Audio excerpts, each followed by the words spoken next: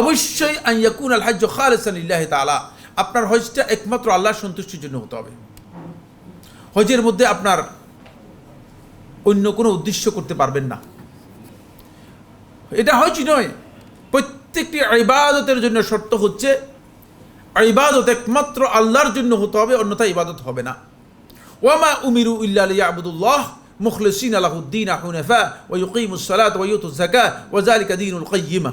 আল্লাহ তাআলা কোরআনের মধ্যে স্পষ্ট করে বলেছেন যে কোনো ইবাদত যদি ইখলাস ছাড়া কোনো ব্যক্তি করে থাকে, এটা আল্লাহ তাআলার কাছে ইবাদত হিসেবে আল্লাহ তাআলা করতেই বলেননি, কোনো দরকার নেই। সুতরাং এটা একমাত্র খালেসভাবে আল্লাহর জন্য হতে হবে। আল্লাহর সন্তুষ্টিকে সামনে রেখেই আপনাকে বের হবেন ঘর থেকে, যখন তখন থেকে আপনাকে চিন্তা করবেন যে আপনি আল্লাহর সন্তুষ্টির জন্য যাচ্ছেন।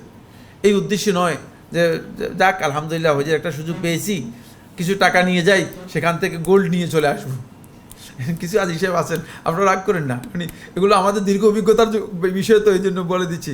মানে অনেক অন্তপক্ষে 10-20 লাখ টাকার যদি গোল্ড নিয়ে আসে, আর দেখবেন যে তিনি মানে হজের যে খরচ আছে, বলছে হজের খরচটা আস্তে করে কী করে এখান থেকে উঠাই নিয়ে যাবো, এই চিন্তা করেন না মাথার মধ্যে।